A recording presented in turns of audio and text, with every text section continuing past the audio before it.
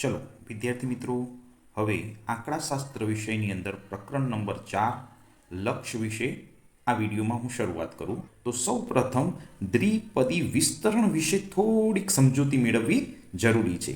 આ ટોપિક આપણે પહેલાં 11મા ધોરણમાં પણ અભ્યાસ કર્યો હતો. દ્વિપદી વિતરણ એટલે શું? તો જે પદાવલીમાં બે પદો આવેલા હોય, કોઈ પણ પદાવલીની અંદર બે પદો આવેલા હોય અને તે બે પદો વચ્ચે ધન અથવા તો ઋણ ચિહ્ન હોય, ધન અથવા તો ઋણ ચિહ્ન હોય તેવી પદાવલીને દ્વિપદી પદાવલી કહેવામાં આવે છે. આ દ્વિપદી પદાવલી વિશે થોડીક સમજૂતી હતી, પણ એના ઉદાહરણો તમે જુઓ ને એટલે તમને તરત ખ્યાલ આવે. દ્વિપદી પદાવલીની અંદર a પ્લસ બી આ બે પદો કહેવાય, અને આ બે પદોની વચ્ચે કાં તો પ્લસ હોય અથવા તો a માઇનસ બી, અથવા આ બે પદોની વચ્ચે માઇનસ હોય. બે પદોની વચ્ચે પ્લસ અથવા તો માઇનસ હોય તો તેને દ્વિપદી પદાવલી કહે છે. એવું એક બીજું ઉદાહરણ છે, જો x પ્લસ વાય અથવા x માઇનસ વાય. તો આવી બે પદવાળી જે પદાવલી હોય તેને દ્વિપદી પદાવલી કહે છે. આવી દ્વિપદી પદાવલીના 3 ઘાત સુધીના વિસ્તરણો આપણે અભ્યાસક્રમમાં અગાઉ શીખી ગયા છીએ. એટલે કે એવું કહેવા માગે છે આ લાઈન, x પ્લસ વાયની 3 ઘાત, અહીંયા 3 ઘાત હોય ત્યાં સુધીના આપણે એના વિસ્તરણના દાખલા અગાઉ શીખી ગયા છે. હવે એ જે શીખી ગયા છે એનું થોડુંક રિવિઝન કરવાનું છે. તો જો આ એક મેં સ્ટેપ લખ્યું છે, x પ્લસ વાયનો સ્ક્વેરનું વિસ્તરણ કરો. x પ્લસ વાય એટલે અંદર બે પદો આપ્યા છે, પણ એની બે ઘાત વિશે જો આનું વિસ્તરણ કરવાનું હોય તો આનું અર્થઘટન એવું થાય કે x પ્લસ વાય ગુણ્યા x પ્લસ વાય. એટલે એને આ રીતે રજૂ કરી શકાય, x પ્લસ વાય કૌંસમાં એનો ફરીથી કૌંસ, આ બંને કૌંસનો ગુણાકાર કરો અને જે જવાબ આવે એ આ દ્વિપદી પદાવલીનું વિસ્તરણ કહેવાય. તો સૌ પ્રથમ જ્યારે આ બે પદો વિશે ગુણાકાર કરવાનો હોય તો બહુ ધ્યાનથી સમજજો. હું જે પેન ફેરવું છે ધ્યાનથી જોજો. એક્સનો સૌ પ્રથમ એક્સ સાથે ગુણાકાર કરવો પડે, પછી ફરીથી એ જ એક્સનો ગુણાકાર વાય સાથે કરવો પડે.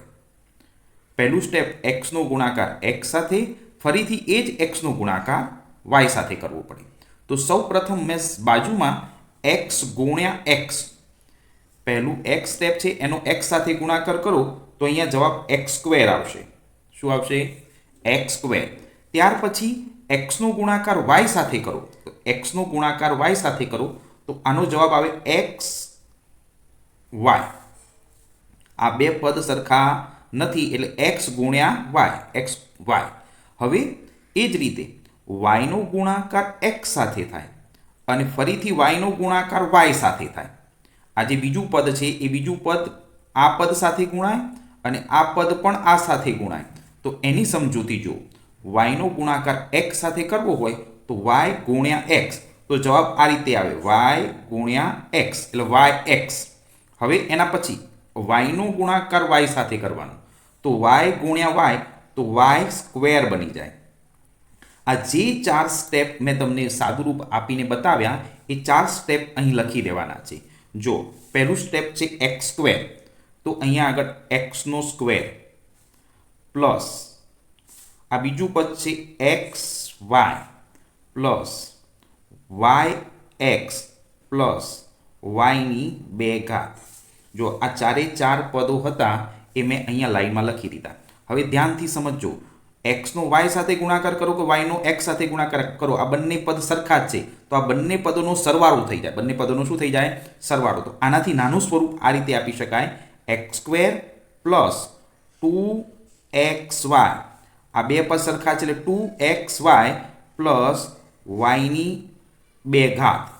તો જ્યારે તમને એક્સ પ્લસ વાય સ્ક્વેરનું વિસ્તરણ પૂછે તો તમારું સીધું સ્ટેપ આ હોવું જોઈએ, X square plus 2xy plus Y square.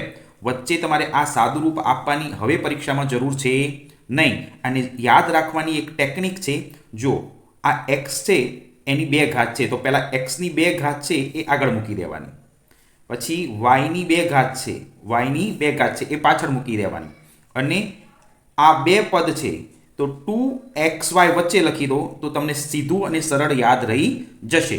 આ પોઈન્ટ યાદ રાખવાનો સહેલો અને સરળ રસ્તો છે કે પહેલા સ્ટેપની 2 ઘાત મૂકો, બીજા સ્ટેપની 2 ઘાત મૂકો, એટલે એક્સની 2 ઘાત, વાયની 2 ઘાત, પછી આ બંનેનો ગુણાકાર 2xy. એ જ રીતે કે x માઇનસ વાયનો સ્ક્વેરનું વિસ્તરણ કેવી રીતે થાય. આની અગાઉના વિડીયોની અંદર x અને y ની વચ્ચે પ્લસની નિશાની હતી અને એનું વિસ્તરણ કર્યું હતું.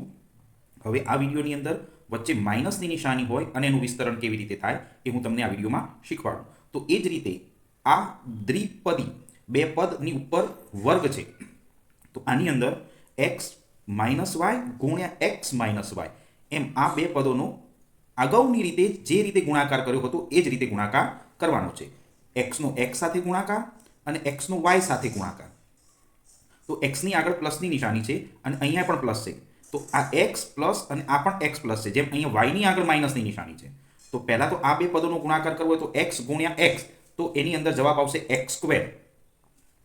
ત્યાર પછી આ x નો ગુણાકાર y સાથે કરવો હોય તો x ની આગળ પ્લસ છે, કોઈ નિશાની નથી એટલે પ્લસ છે, અને y ની આગળ માઇનસ છે એટલે x ગુણ્યા માઇનસ y. તો આ બેનો ગુણાકાર કરો તો માઇનસ x અને y આવે, માઇનસ x અને y આવે.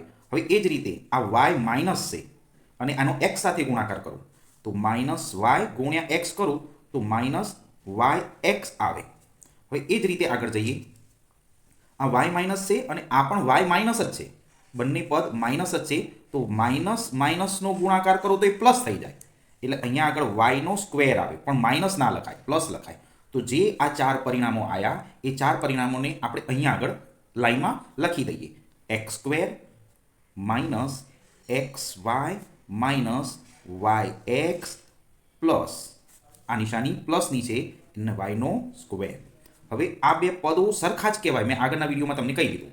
તો આ એક્સનું નાનું સ્વરૂપ આપવું હોય, આનાથી નાનું સ્વરૂપ, તો x square minus 2xy plus y square, આનાથી નાનું સ્વરૂપ. તો એક્સનો સ્ક્વેર માઇનસ 2xy પ્લસ yનો સ્ક્વેર. તો આ જે વિસ્તરણ શીખવાડ્યું મેં એ x અને y ની વચ્ચે માઇનસની નિશાની હોય અને એનો સ્ક્વેર હોય એનું વિસ્તરણ. હવે આને પરીક્ષાની અંદર ટૂંકી રીતે શીખવું હોય તો શું કરવાનું, તો એક્સની 2 ઘાત મૂકી દેવાની પહેલાં, પછી છેલ્લે વાયની 2 ઘાત મૂકી દેવાની, પણ એની આગળ પ્લસની નિશાની રાખવાની, અને વચ્ચે માઇનસની નિશાની મૂકી અને 2xy 2 આગળ લાવી દેવાના અને x અને y નો પાછળ ગુણાકાર બતાવી દેવાનો. પણ એટલું યાદ રાખવાનું કે એક માઇનસની નિશાની આવે અને એક પ્લસની નિશાની આવે. તો હું અહીંયા મારો આ નાનો સરખો વિડીયો પૂરો કરું છું. Okay, by.